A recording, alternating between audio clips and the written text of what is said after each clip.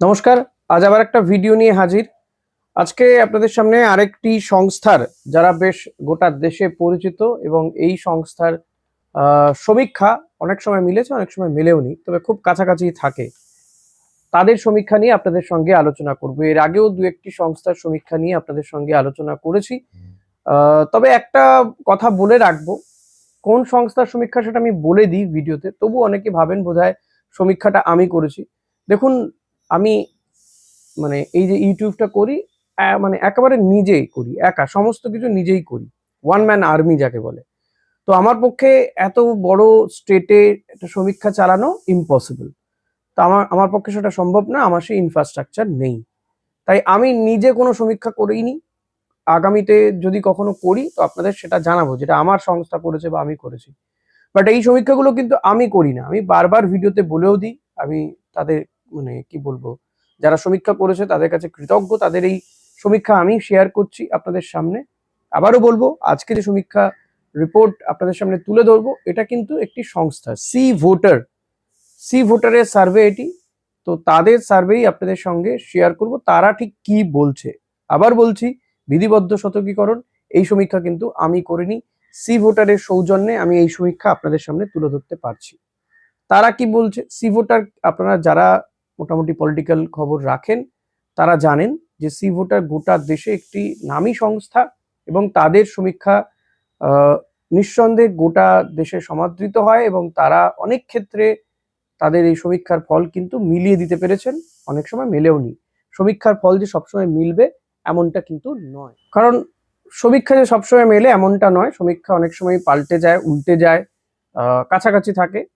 কারণ মানুষের মন বোঝাটা এতটা সহজ নয়। আজ যে মানুষটা ভাবছেন অমুক দলকে দেবো, কালকে হয়তো তার সঙ্গে এমন কিছু ঘটনা ঘটলো বা তার এলাকায় তার আশেপাশে এমন কিছু ঘটনা ঘটলো, তার মন মানসিকতা চেঞ্জ হয়ে গেল। ওয়েদার আর বউয়ের মন যেমন, নারীবাদীরা ঠিক প্লিজ অন্যভাবে নেবেন না, কারণ বউয়ের মন বোঝা দায়, ওয়েদারও বোঝা দায়।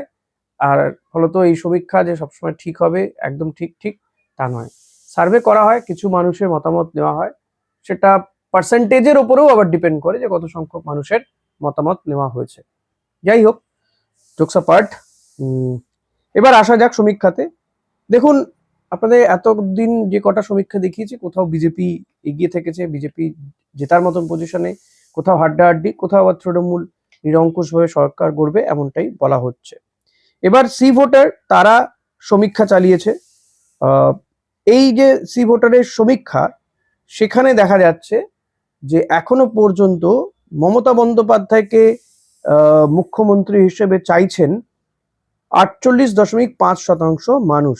এখনো পর্যন্ত মমতা বন্দ্যোপাধ্যায়কেই এ রাজ্যের মুখ্যমন্ত্রী হিসেবে তাদের পছন্দ বলে তারা জানাচ্ছেন, প্রথম পছন্দ বলে জানাচ্ছেন। তার প্রতিদ্বন্দ্বী হিসেবে উঠে আসছেন, কিন্তু খুব কাছাকাছি উঠে আসছেন, বা বলা যেতে পারে যিনি উঠে আসছেন তার প্রতিদ্বন্দ্বী, প্রধান প্রতিদ্বন্দ্বী হিসেবে তিনি হচ্ছেন শুভেন্দু অধিকারী, যিনি এবার ভবানীপুর কেন্দ্রে প্রার্থী হচ্ছেন, নন্দীগ্রামে প্রার্থী হচ্ছেন। মানে মমতা বন্দ্যোপাধ্যায়কে চ্যালেঞ্জ ছুড়ে দেওয়ার জন্য তিনি অন্তত প্রস্তুত, তার পার্টিও প্রস্তুত, সেটা বোঝাতে কিন্তু এই বার্তা দেওয়া হয়েছে। তবে সমীক্ষায়, সি ভোটারের সমীক্ষায় শুভেন্দু অধিকারী মুখ্যমন্ত্রী হিসেবে প্রথম পছন্দ এমন মানুষের সংখ্যা বা পার্সেন্টেজ হচ্ছে 33.4%। 33.4% মানুষ শুভেন্দু অধিকারীকে মুখ্যমন্ত্রী হিসেবে পছন্দ করছেন। ভোট শতাংশ হিসেবে তৃণমূল ভোট পেতে পারে এ রাজ্যে 41.9%, আর বিজেপি পেতে পারে 34.9%। পার্সেন্টেজটা কিন্তু হেরফের অনেকটাই সি ভোটারের, যেটা এমনকি 36.5% মানুষ বর্তমান তৃণমূল বিধায়কদের ওপরেই আস্থা রাখার কথা বলছেন। যদিও তৃণমূলেরই খোদ আস্থা নেই, প্রায় 74 থেকে 75 জন বিধায়ককে কিন্তু বদল করা হয়েছে। তৃণমূল সরকারের কাজকে খুব ভালো বা ভালো বলেছেন 43.3% মানুষ। তবে ভালো বলেননি এমন মানুষও রয়েছেন 20.6%। সরকারের কাজকে খুব খারাপ বলেছেন এরা 18.3% মানুষ। খারাপ বলেছেন, যে খুব খারাপ নয়, খারাপ বলেছেন। আচ্ছা, মুসলিম ভোটারদের মধ্যে 44.2% মমতা সরকারের কাজে অত্যন্ত সন্তুষ্ট, এটা তারা জানিয়েছেন। উচ্চ বর্ণের হিন্দু ও তপশিলি জনজাতিভুক্ত ভোটারদের বড় একটা অংশ 26.6% প্রশাসনের উপরে ক্ষুব্ধ। আবার দেখা যাচ্ছে যে এই এসআইআর এর ফলে বহু মানুষের নাম বাদ গিয়েছে, মুসলিম ভোটার, হিন্দু ভোটার। তৃণমূল যে হিসেব করেছে তাতে দেখা যাচ্ছে, তৃণমূল কংগ্রেস বলছে যে 63.3% হিন্দু ভোটারের বা 63 সামথিং, এই পার্সেন্টেজটা একটু হেরফের হতে পারে, 63%ই তারা বলছেন যে হিন্দু ভোটারের নাম বাদ গিয়েছে। অর্থাৎ বিজেপি যে মুসলিম ভোট কাটতে চেয়েছিল, মুসলিম বাংলাদেশি রোহিঙ্গাদের ভোট, তাতে আসলে উল্টো ফল হচ্ছে, হিন্দুদের নামই বাদ বেশি বেশি গিয়েছে। এটা তারা এসআইআর এর যে বা ভোটার লিস্ট স্টাডি করে তারা জেনেছে, এই পার্সেন্টেজটা কিন্তু তারা বলছেন। মমতা বন্দ্যোপাধ্যায় গতকালও একটি সভাতে বলেছেন যে 60% হিন্দুদের নাম বাদ গেছে, 30% মুসলিম বা 35% মুসলিমদের নাম বাদ গেছে। আচ্ছা, তো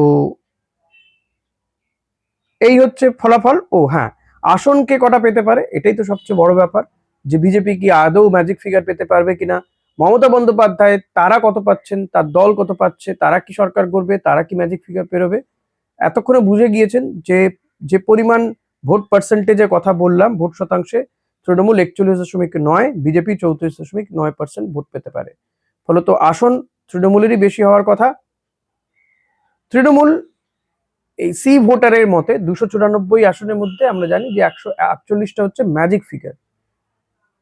তো মমতা বন্দ্যোপাধ্যায় তারা কিন্তু 184 থেকে 194টা আসন পেতে পারে, তার দল তৃণমূল কংগ্রেস 184 থেকে 194টা। শুভেন্দু অধিকারী তিনি মানে বিজেপির পক্ষ থেকে তাকে মুখ হয়তো ঘোষণা করা হয়নি, কিন্তু ঠারে ঠারে বোঝানো হচ্ছে যে তিনিই মুখ। তো তার দল মানে বিজেপি পেতে পারে, বলেছি আপনাদের, বিজেপি ভোট পেতে পারে 34.9%। আসনের হিসেবে 98 থেকে 108টা আসন পেতে পারে বিজেপি। বাম কংগ্রেস বা অন্যান্য ছোট দলগুলো তারা আছে হয়তো, বাট তারা বিরাট কিছু ফারাক করতে পারবে না, ইনক্লুডিং হুমায়ুন কবির অলসো। হুমায়ুন কবিরের এই ভিডিও ফাঁসের পরে কিন্তু চরম বিপাকে পড়েছেন হুমায়ুন কবির। ফলে তিনি মনে করা হচ্ছিল যে মুসলিম ভোটটা কেটে দেবেন, অনেকটা কাটা গিয়েইছে এসআইআর এ, তিনি কিন্তু বিরাট কিছু করতে পারবেন বলে মনে হচ্ছে না। এখন আপনাদের জানিয়েছি আগের ভিডিওতে যে তৃণমূল কংগ্রেস গতবার 220টা আসন পেয়েছিল, বিজেপি পেয়েছিল 77টা। আর এবার তৃণমূল কংগ্রেসে কিন্তু আসন কমছে অ্যাজ পার সি ভোটারের সার্ভে অনুযায়ী কমছে, বাট তারাই কিন্তু নিরঙ্কুশ সংখ্যাগরিষ্ঠতার পথে। তবে হ্যাঁ, বিজেপি যদি 100 আসন পার করতে পারে তাহলে কিন্তু কপালে দুঃখ আছে তৃণমূল কংগ্রেসের, কারণ বিজেপির কাছে প্রচুর টাকা, কারি কারি টাকা, প্রচুর মানে কোটি কোটি টাকা রয়েছে। তারা কিন্তু যে কোনো দিন যে কোনো সময় বিধায়ক কেনাবেচায় তারা থাকবেন, এবং তারা যখন অফার করবেন সে টাকার অঙ্কটা কিন্তু বিপুল হবে। প্লাস তো ইডি সিবিআই রয়েইছে, সেটা এখন এটা ওপেন সিক্রেট হয়ে গিয়েছে।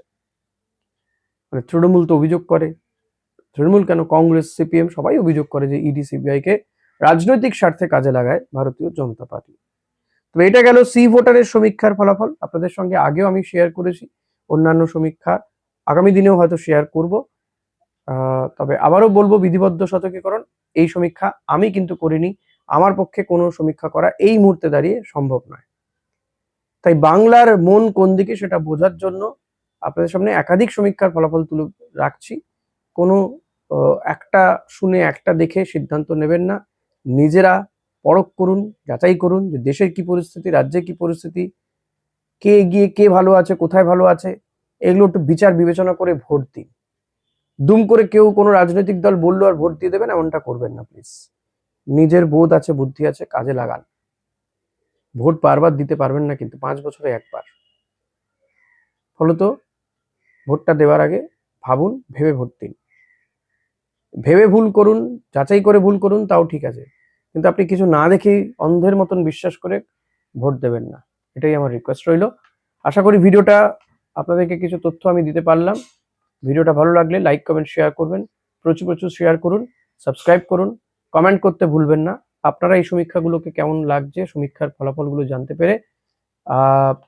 এই সমীক্ষা কি আপনাকে কোথাও বিচলিত করছে সেটা জানাতে ভুলবেন না। আপনার কি মনে হচ্ছে যে কি হতে পারে এবারের এই 2026-এর নির্বাচন জানাবেন। Thank you.